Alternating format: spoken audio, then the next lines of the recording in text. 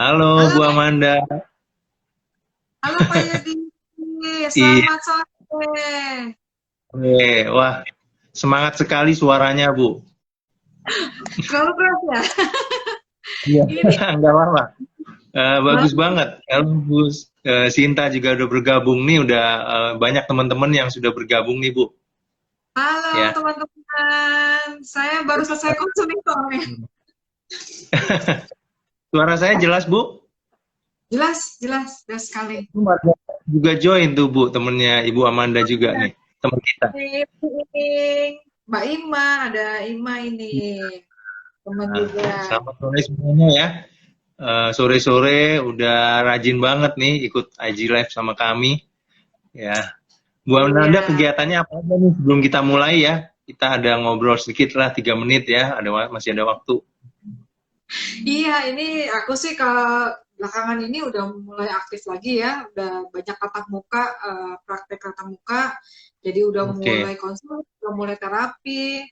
Masih ada yang online juga beberapa, cuman apa udah lebih banyak yang tatap muka sih kalau sekarang ini ya. Wow, Gitu. sudah aktif lagi ya Bu ya, sudah ya. Iya, Kalau bisa dibilang udah saya masih olahraga pagi-pagi ya. masih ya Pak ya. Sorry, sorry. Karena mungkin kantor belum belum ini ya Pak ya, belum masih Iya. home ya. Iya, work from home. Sekali-sekali Oh, aja ke kantor kalau ada kelas offline. Iya. hmm, iya ya. Bulan ini ada, tapi cuma kayaknya 3 hari deh ya. Oh, Eh, udah ada kelas offline ya Pak ya? Ya, sudah mulai ada. Ya, halo Bu Ima Rahmani, ya Iya. sudah Oh, bergabung. terima. Ada Eril tadi juga ya, ada Ya, Susi. Siapa? nah, ya teman-teman di IG Live. Terus, oh ya Bu, ngobrol-ngomong, Ibu sekarang kalau sudah aktif berarti sudah menangani klien anak juga ya? Ada yang sudah apa namanya sudah tatap muka, tapi baru kayaknya klien anak baru satu. Oh, oke, oke, oke. Cuman belum Saya mulai udah terapi. mulai. Belum Iya, terapi. mulai mau menangani, tapi lagi persiapan, Bu. Ya, Persiapan ya. semoga aman ya, Bu ya, seterusnya ya, kalau kita jaga ya. Iya betul. Ini. Ini di rumah ya, Bu ya, kalau saya lihat backgroundnya nih, di kantor ya, Bu ya. Di rumah aku kan buka praktek juga, jadi ini memang ruang konseling di rumah ini. Yang Oke, biasa oke. juga pakai pakai ini. Iya, iya, iya, iya. Oke, Bu, kita mungkin bisa mulai ya, sekarang ya. Oke. Ya, saya mau buka ya, Bapak Ibu sekalian, dengan quote dari Virginia X-Line. Play Oke. is the child's natural medium of self-expression. Ya. Selamat Oke. sore Bapak Ibu yang sudah bergabung bersama kami. Semoga Bapak Ibu dalam keadaan baik dan sehat. Ya, sudah bersama dengan saya saat ini Ibu Amanda Marjia Wiranata, seorang psikolog klinis, play therapist, dan supervisor play and creative arts. Halo Bu Amanda, ya. Halo Pak Yudi, selamat sore. Selamat sore teman-teman yang sudah bergabung. Terima kasih ya. Saya kenal Ibu Amanda sebagai seorang yang ceria, lihat ya, suka senyum ya, playful dan melayani. Ya, sore hari ini beliau menyempatkan diri menjadi pembicara, padahal beliau juga sudah sering ya menjadi pembicara, dan hari ini kita beruntung bisa mendengarkan langsung dari beliau.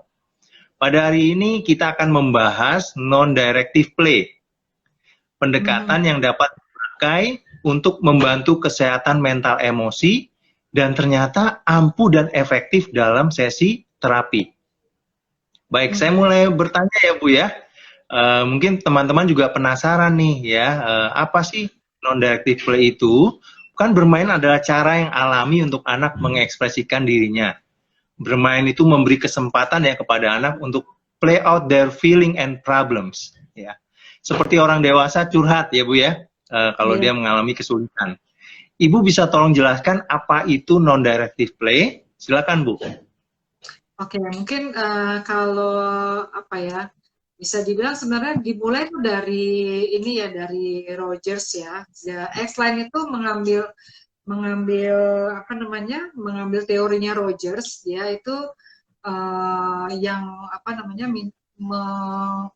berarti berpusat pada anak gitu ya, client center therapy atau child center therapy. Jadi di sini prinsipnya adalah menerima anak apa adanya. Bahkan dalam bermain pun kita menerima anak apa adanya. Jadi kita sangat diharapkan sebagai terapis untuk tidak mengarahkan anak.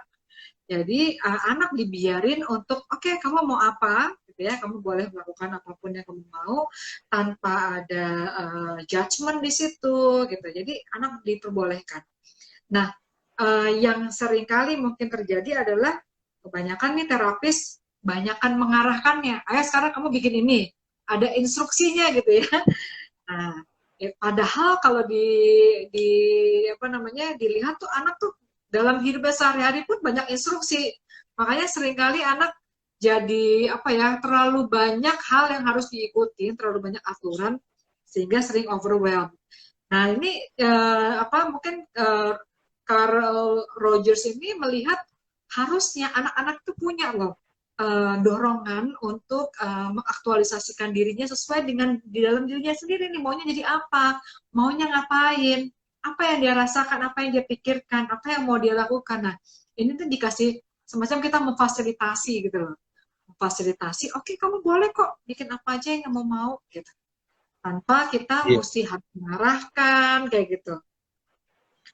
Kita juga iya, iya. nggak ada jaminan di situ ya, nggak dikasih penilaian, ini bagus, yang ini nggak bagus. Nah, seperti itu sih. Iya, Aku apa, dan itu cukup berhasil ya, kalau aku lihat di ruang terapi. iya, iya. Anak mendapatkan pengalaman yang berbeda ya. Biasanya selalu diarahkan, mungkin oleh orang tua, ya, mungkin oleh gurunya ya, mungkin oleh orang dewasa yang lainnya ya. Nah, sekarang dengan non-directive play, anak yang mengambil keputusan ya Bu ya, ya Iya, memimpin dirinya sendiri ya, iya. melakukan apa yang dia mau ya. Jadi punya inisiatif. Karena bisa Oh dibilang iya. biasanya tuh inisiatif itu dari orang lain, dari orang dewasa. Kamu harus ini, kamu harus itu, gitu. Hmm. Terus orang dewasa akhirnya bertanya-tanya, ini kok anaknya nggak punya inisiatif ya? Ya karena terlalu banyak diarahin itu tadi. Kapan praktisnya gitu loh, kapan latihannya, Iya. nggak pernah difasilitasi. Ya, jadi kesempatan untuk bermain yang non-directive itu kita harus berikan ya kepada anak ya. Manfaatnya apa aja, Bu? Bila anak bermain non-directive kalau gitu, Bu. Kira-kira. Kesempatan untuk aktualisasi diri, ya. Hmm. Kesempatan untuk menemukan apa sebenarnya yang dia inginkan.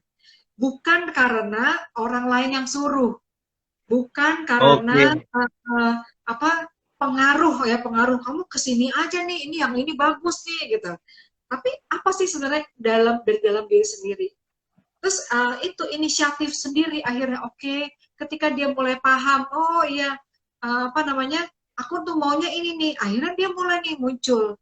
Biasanya nih anak kan tadinya nih mulai inisiatif, tapi ada penilaian-penilaian lain yang di sekitarnya, entah itu orang tuanya atau gurunya gitu ya, atau orang dewasa lain, mungkin pengasuh gitu ya, yang membuat dia, oh saya salah nih, wah saya nggak boleh begini nih gitu. Akhirnya merasa Hmm. dirinya tuh buruk. Ya saya harusnya nggak begini nih, harusnya yang benar itu kalau cita-cita harus jadi dokter, nggak boleh jadi misalkan jadi youtuber gitu, youtuber itu salah gitu. Nah ya kayak Iya, gini, iya, iya. inisiatif bukan datang dari diri sendiri tapi dari orang lain gitu, yang aku lihat Iya, ya. iya. Dan sangat sensitif terhadap kritikan akhirnya, karena Hmm. apa, kalau misalkan itu terlalu banyak dinilai, tapi ketika kita membiarkan si anak ini mencoba untuk oke, kamu boleh kok apa aja gitu ya, akhirnya dia bilang, oh ya, aku diperbolehkan menjadi diriku sendiri gitu. Jadi dia pun punya keberanian untuk uh, menampilkan dirinya tanpa topeng apa Oh, adanya iya, iya. gitu.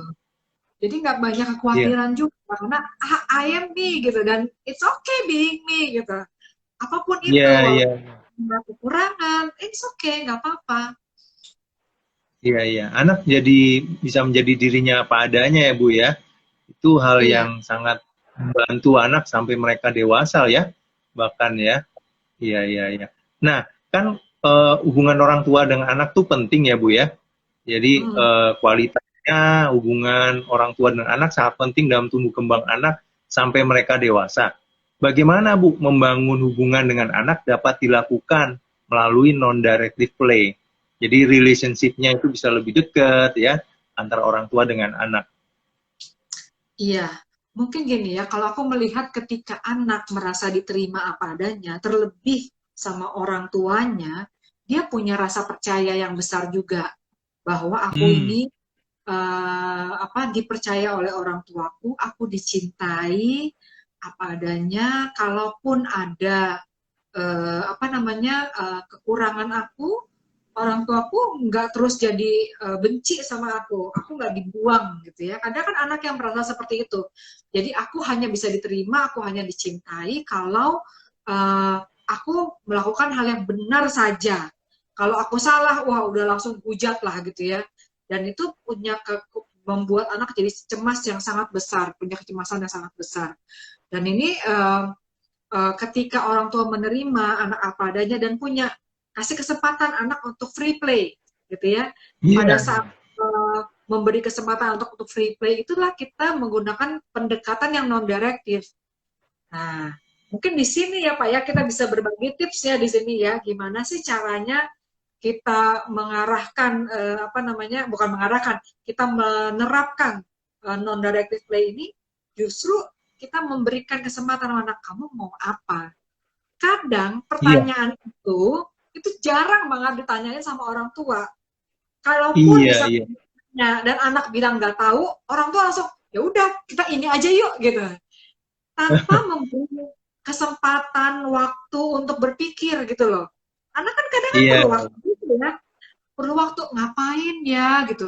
Nggak apa-apa, kamu mau main apa gitu ya. Nemenin dalam masa-masa dia berpikir itu loh. Kadang orang tua suka nggak sabar ya, suka nggak sabar. iya, Kalaupun iya, anak iya. ini, aku mau main ini, kenapa kamu nggak main ini aja yang itu kotor. Nah, Iya. mulai tuh ada Oh, Bapak Ibu kritikan. sabar ya. Jadi orang tua yang sabar. Ini tipsnya nih. Ya, Ya, anak jadi bisa memberikan mungkin keputusannya, pikiran, perasaannya keluar ya. iya, ketika akhirnya sudah ada inisiatif, jangan langsung dikasih kritik gitu loh. Baru nih, aku Hmm, mau gambar gitu ya. Oke, kamu mau gambar nih. Begitu mulai, kamu mau gambar apa? Nih masih masih non direktif ya, kita masih ya, nanya kemauan si anak. Kamu mau gambar apa? Aku mau gambar orang.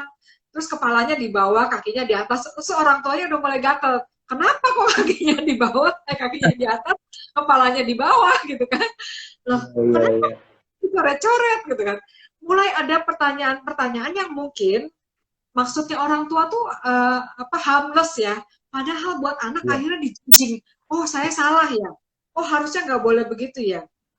Dan mungkin nada bicara orang tua, nada bertanya tuh yang kayak memojokkan gitu loh. Mungkin kita Iya. kalau kita bisa kayak bikin refleksi aja gitu ya. Kita bilang, kita secara deskriptif kita bilang, misalkan dia menggambar nih soal menggambar. Oh, Mama lihat kamu gambar orangnya kepalanya di bawah ya, gitu. Hmm. Adanya gini, kok kepalanya di bawah ya orangnya? Itu kan kesannya saya Ya, salah kayak ya. Gitu. iya. Kita Anak merasa merasa bisa. disalahkan, nah gitu. Kalaupun misalkan dia bikin main Lego misalkan ya, terus dia bikin susunannya salah nih sama manualnya, sama petunjuknya. Nah, ketika free play, kita nggak perlu kita ngarahin bukan yang itu, oh barangnya bukan yang itu yang dimaksud, yang lain gitu, nggak perlu. Ketika free play kita, Iya. oh, jadi kamu pilih yang itu ya buat nempelin yang ini nih gitu. Kira-kira kamu mau bikin apa? Nah, jadi mungkin pertanyaan-pertanyaan terbuka yang tidak tidak mengarahkan anak atau menyudutkan ya, menyudutkan itu Iya. yang diperlukan oleh anak.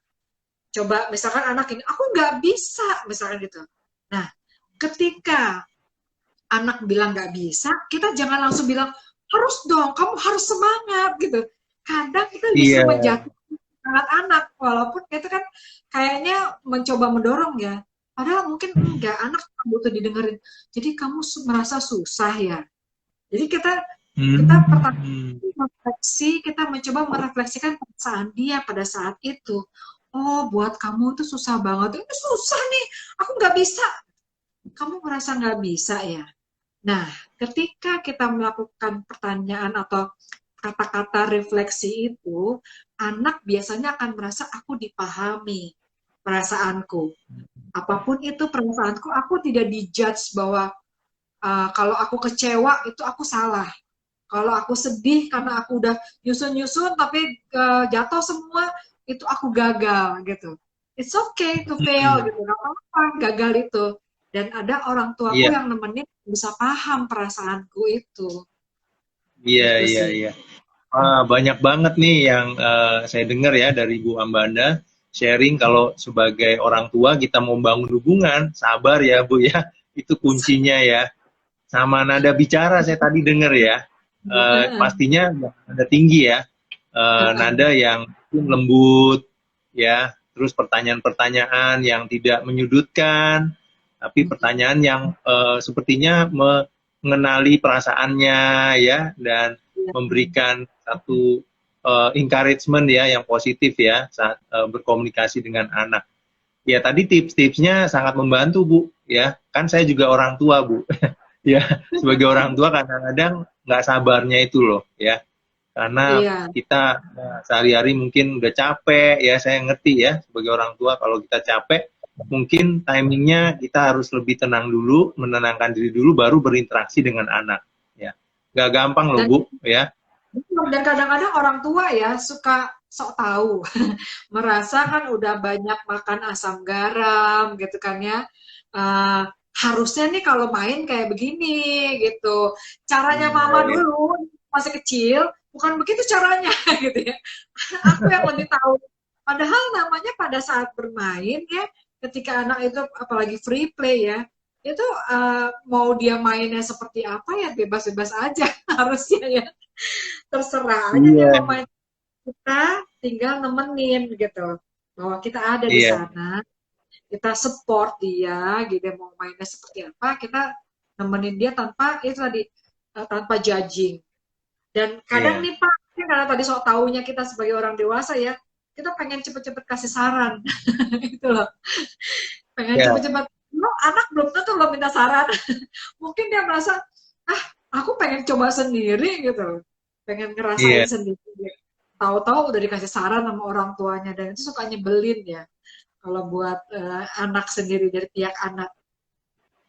iya, iya. Saya jadi ingat itu Bu, yang risetnya Dr. Stuart Brown ya tentang Hmm. free play ya. Jadi Hmm. anak-anak yang tidak mendapatkan free play, mereka banyak loh yang melakukan jadi pelaku kejahatan ya, kriminalitas ya. Karena Hmm. beliau meriset dan mewawancarai 6.000 pelaku kriminalitas, ternyata masa kecil mereka, mereka lack of free play, Bu. Nah, ini berarti berhubungan banget ya. Free play itu kan artinya kita memberikan kebebasan ya.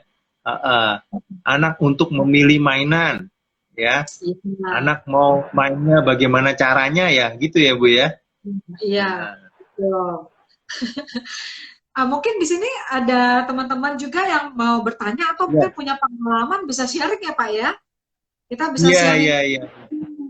Silakan aja. Ya, Ada yang punya pertanyaan mungkin atau mungkin mau sharing dengan pengalaman free play dengan anak. Silakan. ya. Kalau anak-anak saya kan remaja Bu, ya sudah kuliah yang besar, 19 tahun dan yang kedua 17 tahun. Ya, anak saya biasanya saya tanya, kamu mau main apa ya? Ya sebagai anak remaja kadang-kadang saya eh, ngajak mainnya yang nggak mereka suka gitu loh ya. Kalau ide dari saya sendiri ya, ya. Iya, iya, Jadi kadang-kadang saya benar-benar. benar. Jadinya waktu saya yakin kayaknya anak remaja suka. Ya, main kartu biasanya anak-anak suka. Ya, anak-anak Iya. remaja. Karena Nah, berpikir dan board game strategi kan pasti, ada. board game Dengan, pasti senang ya. iya, iya, iya. Hmm. Nah, jadi kita udah belajar ya sebagai orang tua gimana mempraktekkan non-directive play ya. Nah, sebagai seorang psikolog klinis Bu dan play terapis, Heeh. seberapa ampuh dan efektif pendekatan non-directive play dengan klien anak dalam sesi terapi Bu? Mungkin bisa sharing ada kasus yang Ibu tangani juga ya. Mm, mm. Bagaimana Jadi tipsnya? memang aku tuh tergantung dengan situasi pada saat itu ya. Aku melihat si anak ini ketika dia terbiasa diarahkan sama orang tua, apalagi kalau orang tuanya model otoriter gitu ya, yang sangat strict dengan aturan kaku gitu ya. Nah, itu biasanya saya lebih membebaskan. Jadi lebih pendekatannya non direktif tadi. Tapi ketika anak ini kelihatannya memang butuh aturan, butuh pengarahan, nah biasanya saya lebih direktif. Oke, tapi memang Hmm. tidak, maksudnya seminim mungkin ya, kasih pengarahannya seminim mungkin sehingga dia pun masih punya ruang gerak, masih punya kebebasan gitu. Jadi misalkan, oke kita apa namanya kita bikin sesuatu yuk gitu. Kayak misalkan ada anak yang memang dia dibilang anak saya itu kalau main itu harus ada tujuannya. Kita ngapain ini sekarang gitu ya. Bahkan Ya, dalam ya. sesi apa namanya waktu sama saya itu dia kita mau ngapain? Ini tujuannya apa? Saya mau di-assess ya. Dia langsung nanya gitu. Padahal anak masih umur berapa ya? 8 tahunan gitu ya. Jadi masih Iya. sebenarnya masih cukup kecil. Tapi udah nanya gitu. Saya mau di-assess ya gitu. Ini apa tujuannya gitu dia tanya gitu. Terus saya bilang enggak, kok kita cuma main aja gitu ya. Dan sekarang dia sudah bisa berinisiatif, kita coba gambar ini yuk, kita main ini yuk gitu. Dia udah mulai tuh bikin cerita yang apa namanya mengkombinasikan kata-kata yang random. Itu ide dari diri Iya. sendiri, dari dianya sendiri, bukan dari saya. Jadi karena kita kasih kebebasan, muncul tuh ide-ide sendiri yang original gitu loh, yang bukan Oh, karena iya. masukin gitu. Dan Iya, iya. kreativitas itu akhirnya muncul juga dari anak ini sendiri. Nah, ini ada Oke, pertanyaan oke. apa? Iya, Bu. Silakan, Bu. Dijawab. Ini pertanyaannya tentang di saya kurang begitu jelas, Bu. Ibu Amanda bisa baca? Sebentar nih, kayaknya agak apa namanya pertanyaannya kayak transparan ya.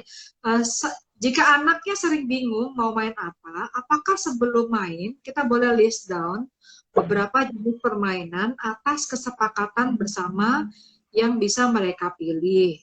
Oke. Baik, sampai kapan kita bisa bermain dengan anak dan sesering apa? Apakah harus terjadwal? Oke. Berapa lama idealnya satu sesi bermain? Oke, mungkin yang Nah, pertama dulu. silakan, Bu. Hmm. Nah, kalau misalkan anaknya sering bingung nih mau main apa, ya mungkin boleh ya dikasih list, tetapi mungkin dikasih ini aja kali ya, dikasih kebebasan. Oke, kan di depannya biasa ada permainan nih. Kamu mau yang Hmm. mana? Dan kalaupun dia bingung, kamu bingung ya, kita boleh Iya. kayak refleksi, memberikan refleksi kepada dia. Kamu lagi bingung ya, mutusinnya ternyata susah ya. Padahal kita cuma mau main, tapi ternyata susah ya mikir mau mutusin main Hmm. apa gitu. Nah, Iya, ini iya. apa namanya? Kalau kita coba melihat diri kita sendiri ya, kita boleh sharing juga sama anak. Tahu nggak, mami juga suka bingung loh kalau pergi ke toko yang begitu besar gitu ya. Terus ada banyak Hmm. baju yang mesti dipilih. Semuanya suka. Kadang bingung juga, yang mana ya yang mau dipilih? Kan nggak mungkin main apa ngambil semuanya. Sama kayak mainan ini ya. Semua mainan aku suka, kamu suka. Tapi kita bingung ya ternyata mau main apa. Kira-kira mana yang mau kamu mainin? Jadi kita sebisa mungkin tetap memberi kebebasan kepada anak. Iya, Sebisa iya. mungkin dia akhirnya memutuskan. Karena untuk anak belajar bisa mengambil keputusan, dia harus kasih kesempatan untuk mengambil keputusan. Jangan kita Iya, yang iya. gitu. Jangan kita Jadi yang kita rescue. iya, tanggung jawab kepada anak ya Bu ya, untuk Nah, mengambil betul. keputusan dan anak mengatakan apa yang mereka inginkan ya. Ya kayak gitu Iya, ya. betul, betul sekali. Jadi Ya, kasih kasih ke apa namanya, oke kamu mau main itu ya. Nah itu nanti sampai akhirnya kita juga harus sabar untuk menunggu itu loh, menunggu mereka berpikir gitu ya. Mereka lagi apa namanya mungkin eh, apa namanya eh, silence gitu, masa iya, masa iya, dia diem gitu ya. Jangan kita iya. buru-buru. Nanti anak Jangan akhirnya marah-marah kan ya. Lama banget apa sih mikirnya. apalagi kalau Aduh. marah. Iya, iya, iya. Saya merasa waktu kita sabar ya, anak juga mereka juga bisa lebih sabar juga loh ya, dengan kita ya. Iya, Artinya Pak, mereka belajar ya dari perilaku kita juga, respon kita ya. Secara nggak langsung interaksi yang kita lakukan dengan anak, orang tua dengan anak itu memberikan pengaruh ya, baik yang negatif maupun yang positif ya. Kayak gitu iya, ya. betul, betul Pak, betul. Ketika anak Ya. melihat kita juga nggak sabar dengan dia, jadi jangan harap nanti kita bisa ngomong sama dia, sabar dong, mami lagi sibuk nih, gitu kan. Iya, Karena kita juga nggak sabar sama dia, gitu kan. iya, iya. Baik, oke. Demikian juga kalau kita mau anak lebih tenang ya, kita juga sebagai orang tua perlu tenang juga ya, Iya, waktu kita bersama mereka ya. Ada kalanya mungkin kita hanya fokus ke anak, lihat anak ya, ada di samping anak, itu juga membantu hubungan ya Bu ya. iya, iya. Dan itu apa saya praktekin banget itu Pak waktu waktu waktu saya dalam sesi terapi ya. Ketika anak nggak mau ngapa-ngapain, saya bilang nggak apa-apa, kamu nggak mau ngapa-ngapain, kamu cuma duduk diam pun nggak apa-apa kok. Ya sudah, saya Iya, temenin dia dalam diam. Temani iya, dalam diam itu buat saya pada saat itu luar biasa challenging. iya, Tapi iya, itu membuahkan hasil. Itu membuahkan iya. hasil. Pada akhirnya dia menemukan sendiri, aku mau ini sekarang, aku mau apa namanya Hmm, uh, gambar pada sesi berikutnya. Jadi dalam 45 menit sesi terapi itu diem aja tuh, aduh luar biasa loh rasanya. iya Bu. Saya juga Itu. pernah mengalami juga Bu. Mungkin juga gitu ya. Iya, iya. Sampai Dapat ngantuk Bu. Nah, harus sampai melawan ngantuk ya. Tapi akhirnya anak itu ada perubahan-perubahan yang saya bisa lihat ya. Waktu saya juga apa ya, merasakan ya saat yang diam itu kayak gitu loh. Ya, ada satu anak yang saya pernah bantu ya. Dia selalu menundukkan kepala Bu. Ya, jadi aha, dari sesi pertama bahkan sampai sesi kelima ya. Jadi oh, saya menerima dia dengan apa yang dia lakukan, tapi justru saat diam itu sebenarnya dia sedang berpikir. Jadi saya iya, biasanya di akhir tanya, apa yang kamu pikirkan waktu kamu diam tadi selama 30 menit ya. Nah, terus setelah itu dia bisa menggambar sesuatu ya. Dia membuat satu kreatif art ya yang dilakukan dan dari situ memberikan satu perubahan ya dalam diri anak itu ya. Itu yang saya lihat ya Bu ya. Nah, iya, mungkin itu iya, ada pengalaman yang lain lagi Bu iya. yang Tapi aku juga mengenai aku setuju banget tuh Pak. Dan ketika anak melihat kita menemani itu loh Pak. Mungkin gini ya, kadang ya sebagai orang tua karena kita nggak sabar, udah deh kalau kamu udah tahu kamu mau main apa nanti kasih tahu ya. Terus abis itu maminya atau papinya sibuk ngapain gitu kan. Anak merasa nggak ditemani dalam uh, apa ya masa berpikirnya itu loh. Waktu berpikirnya ditinggalin gitu loh. Nah, itu membuat anak juga akhirnya merasa ditolak ya, gitu, atau merasa tidak diterima perilakunya itu. Nah, ketika kita nemenin gitu ya, itu tuh anak ini, oh, jadi nggak apa-apa ya aku berpikir dulu ya. Aku boleh ya berpikir yang lama-lama ya, nggak diburu-buru gitu loh. Aku oh melihat tuh ada iya iya gitu. Seperti ini, kalau kita melihat apa namanya dari ulat terus masuk ke popong, habis itu jadi kupu-kupu. Nah, iya masa-masa diam, masa-masa berpikir, itu tuh dalam ketika seperti si ulat dalam kepompong itu tuh, yang akhirnya dia bisa keluar menjadi kupu-kupu. Dalam berpikir itu kan penting ya. Ketika kita memburu-buru, kadang-kadang mungkin dia kayak jump into conclusion langsung gitu loh, nggak Iya, lewat prosesnya dulu. Nah itu tuh yang aku lihat seringkali jadi lompat gitu. iya, iya. Anak padahal bisa banyak belajar juga ya saat mereka diam ya, dan kita berikan Mm-mm. kesempatan waktu untuk mereka diam saja kayak gitu. Nah, Iya. pertanyaan berikutnya Bu, apakah Ibu Amanda pernah menggunakan pendekatan selain non-directive play saat Ibu membantu anak dalam sesi terapi? Pendekatan apa Mm-mm. yang Ibu gunakan? Bisa tolong share juga Bu pengalamannya. Iya, kalau dalam apa namanya selain moderatif play ya mungkin kebalikannya ya bisa dibilang deratif ya. Jadi saya lebih pasti minta anak untuk melakukan sesuatu gitu ya. Ketika ketika memang situasinya anak ini perlu untuk diarahkan, ya saya akan minta coba deh kamu bikin ini. Apalagi misalkan dia misalkan sharing nih apa anak-anak yang udah lebih talkative ya, yang lebih besar, anak dari besar atau remaja gitu.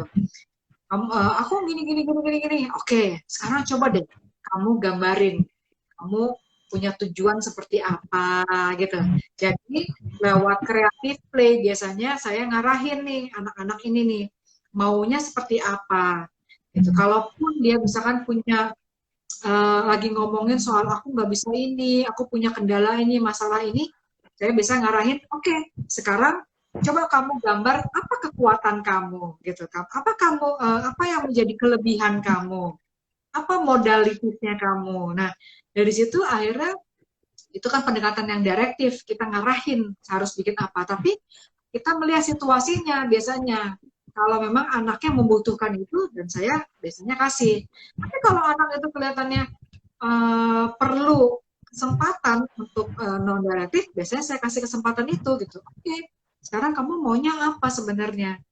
Dan ya itulah, kayak mereka kayak punya pada akhirnya ada waktu mereka diem, terus kayak punya dapat pencerahan gitu loh Pak, dapat pencerahan, oh aku ada ide gitu, eureka gitu ya, dia Ya. dapat ide mesti bikin apa gitu, dan itu amazing banget loh, pada kita tuh bisa terkagum-kagum dengan ide originalnya si anak ini.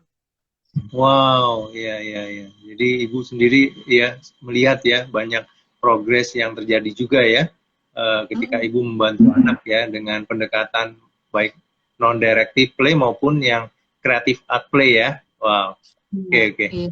Nah, dengan bermain non-directive, anak mendapat kesempatan untuk bertumbuh ya Bu ya, secara maksimal juga secara fisik, emosi, kognitif dan sosialnya ya. Kalau saya dengar ya dari sharing-sharingnya Ibu ya. Iya, iya, betul. Betul. Dan terutama ini ya, kepercayaan diri juga ya, Pak. Dia akhirnya punya keberanian untuk menjadi dirinya sendiri dan menumbuhkan kepercayaan dirinya sendiri. Dia akhirnya oke, ya tadi I'm okay with me gitu ya, being me gitu. Aku nggak apa-apa Iya, kok, aku cuma punya kekurangan, tapi aku juga punya kelebihan, dan nggak kenapa-napa aku iya, kesempatan ini. Karena ini masih bisa diterima gitu, namanya juga manusia gitu. iya, Oh, iya, iya, iya. mereka mengenali diri seperti itu. Iya, iya.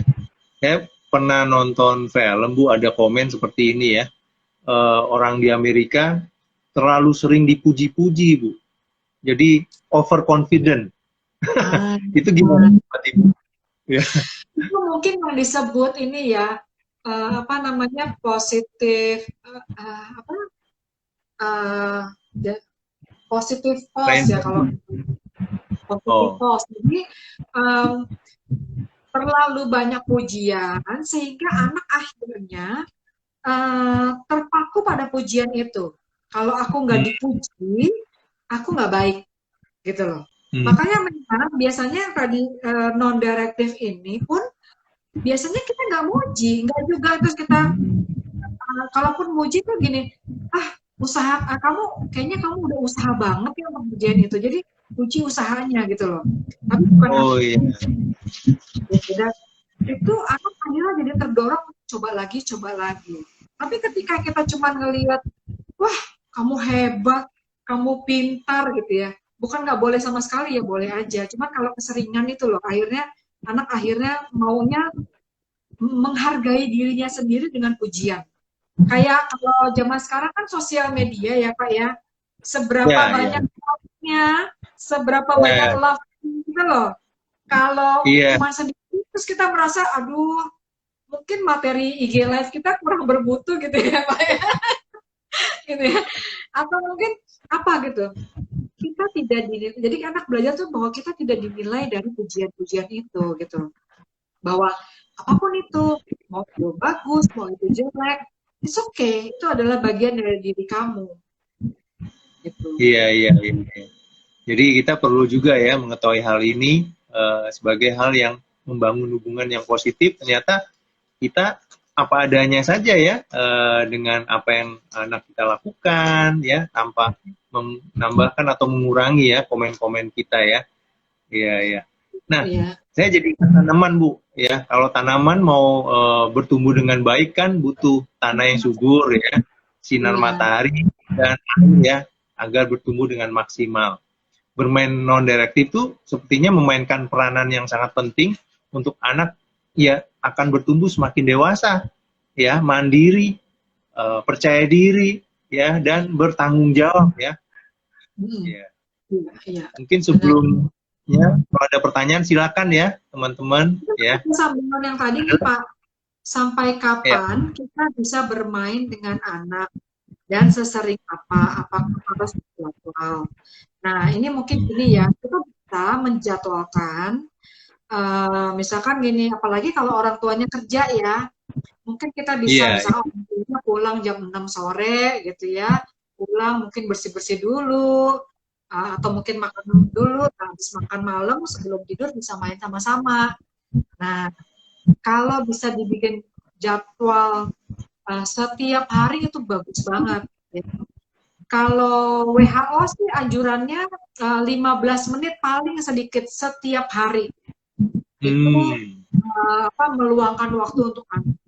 Kalau bisa terjadwal lebih bagus, tapi kalau enggak ya kita lakukan semaksimal mungkin lah ya. Bisa mungkin kita, yang penting kan gini, kita kontak dengan anak, terus membangun koneksi.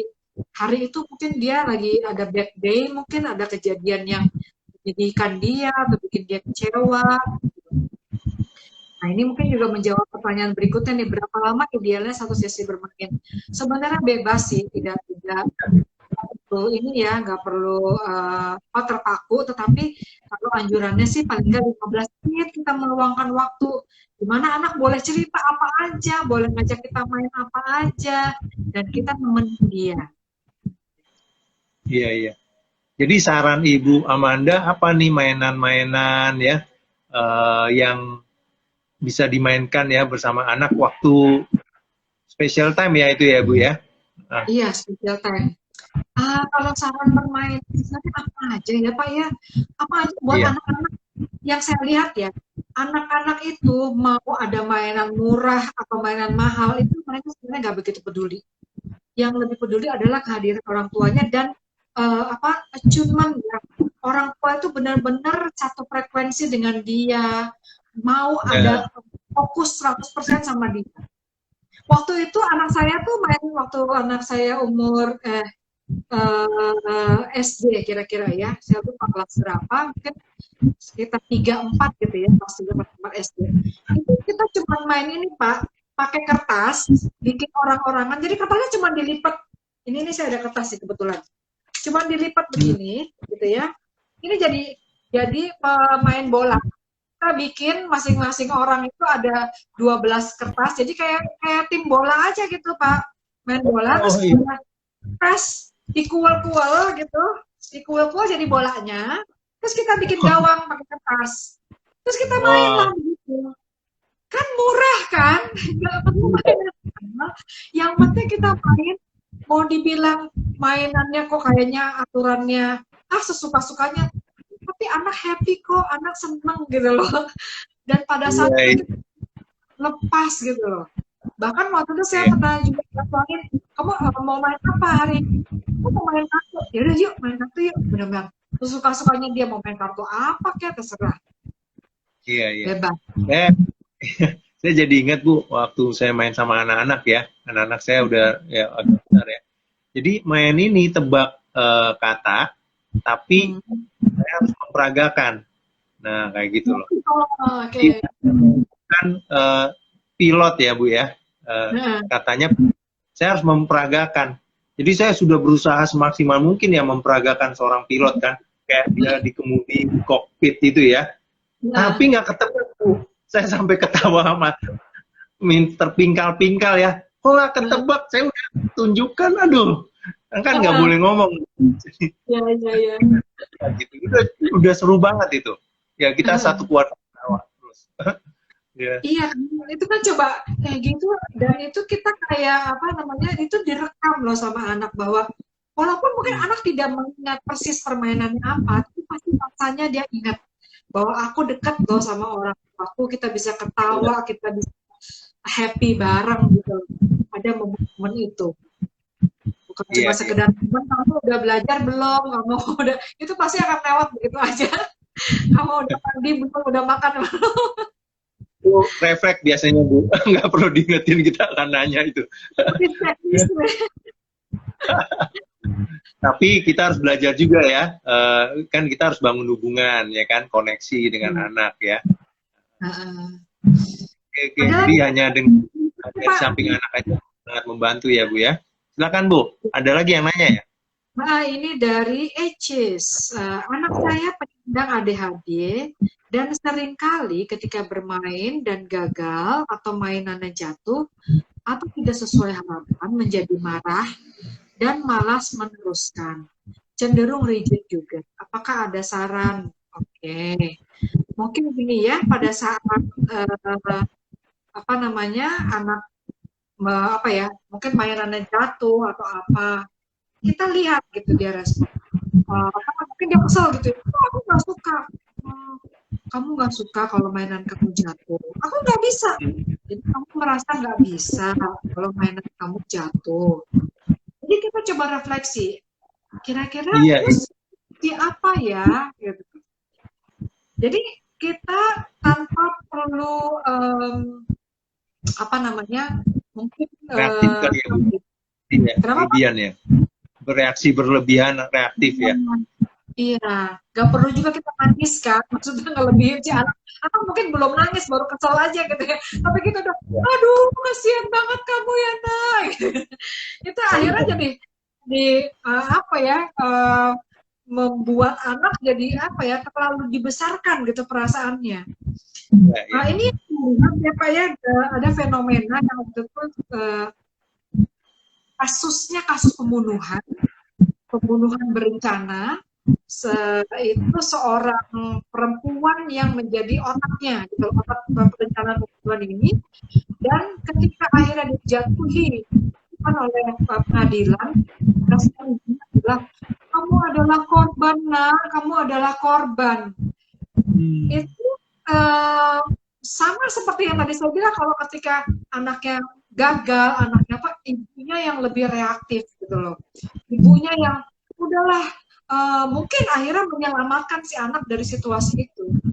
Iya, iya. Yang penting adalah kita menemani dalam pada saat anak merasa gagal, dalam kesedihan anak, dalam kekecewaan anak. Ketika mereka merasa ditemani, mereka juga merasa dipahami, dan mereka akan merasa aku diterima walaupun aku gagal. Ternyata nggak apa-apa kok gagal itu, asal memang sesuatu ada di sebelah aku, teman aku. Iya, iya, iya, iya. Wow, saya belajar ya betapa pentingnya kehadiran orang tua ya di saat anak mengalami kegagalan ya Bu ya. Karena Iya, kan kita nggak mengalami kegagalan ya Bu dalam hidup ya. iya. Jadi lewat kegagalan malah anak justru bisa banyak belajar Bu. Ya benar ya Bu ya. Benar-benar. Aku ngelihat ya Pak ya, waktu anakku dia lagi seneng merakit komputer, dia memang minta untuk dianya adalah kasih duit supaya dia bisa beli peralatan apa, onder dealnya itu sendiri gitu loh. Dia mau merakit sendiri. Waktu itu dia masih SMP. Dan saya takjub banget, kamu kapan belajarnya mau merakit komputer? Udahlah, dia coba kan, ya udah biarin aja lah gitu ya. dia bikin sendiri, ternyata udah berhasil dicolok, mati. Dan dicolok, iya, iya. baru mau dipakai, mati lagi. Sampai akhirnya dibawa ke ITC, dicoba sama komputer kan, terus ternyata berhasil di sana, dibawa pulang, mati lagi. Itu rasanya sebagai orang tua ya, kan saya juga orang tua ya, ternyata nggak sabar. Kasian banget sih, apa sih yang bisa saya lakukan? Rasanya pengen nyelamatin dari rasa kekecewaan si anak ini kan gitu. Tapi saya tahu banget pada saat itu saya berusaha untuk menahan diri, nggak bisa, dia harus alami itu. Jadi ya udah, lihat gimana nak, udah bisa apa belum? Kau tahu nggak bisa, dia marah-marah sendiri, nggak bisa, aku nggak bisa nih, udah biarin aja gitu. Tapi ya udah, akhirnya kita temenin, kita biarin dia grieving, ya, berduka cita dengan kegagalannya itu. Sampai akhirnya dia bounce back, dia bangkit lagi. Oke, aku coba lagi. Dan pada akhirnya dia coba ganti order dinner yang lain, dan itu berhasil. Yang merasa sulit bukan cuma dia, tapi orang tuanya juga. Wah, akhirnya dia bisa lewat dari perasaan gagal itu. Iya, itu pembelajaran yang paling banyak ya, yang anak bisa dapatkan ya saat mengalami kegagalan. Baik. Ya, terima kasih Bu Amanda ya sudah bersama dengan kami di sore hari ini. Ya, saya sangat menghargai kontribusi Ibu hari ini sebagai narasumber di IG Live Cipta Aliansi Edukasi. Ya, Bapak Ibu, Cipta Aliansi Edukasi adalah lembaga pelatihan profesi yang memberikan pelatihan kepada para profesional di bidang kesehatan emosi mental, pendidikan, dan terapi, ya, untuk belajar bagaimana membantu anak dengan terapi bermain. Ya, jadi kita kerjasama dengan Play Terapi Internasional menyelenggarakan program sertifikasi internasional terapi bermain. Ya, 2 minggu lagi, Bu Amanda, kita akan undang Ibu Milva, ya. Jadi hari Rabu tanggal 9 Juni ya di jam yang sama ya, jam 5.15 sampai 6 sore. Ya, kami akan mengadakan IG Live lagi dengan topik konseling anak dengan pendekatan play terapi model bersama narasumber Profesor Sri Milva Yeti dari Medan. Ya, beliau profesor pada bidang psikologi dan bimbingan konseling di Fakultas Pendidikan Unimed, Universitas Negeri Medan. Ya, kami tunggu ya kehadiran Bapak Ibu sekalian. Follow IG Cipta Aliansi Edukasi untuk mendapatkan info IG Live kami selanjutnya. Selamat sore Bapak Ibu. Salam sehat selalu. Ya, Bu Amanda. Ya. Terima kasih juga sudah hadir di sini ya. Tadi ada Bu Elis juga loh. Ya. Sampai ketemu lagi. Ya, bye. Bye.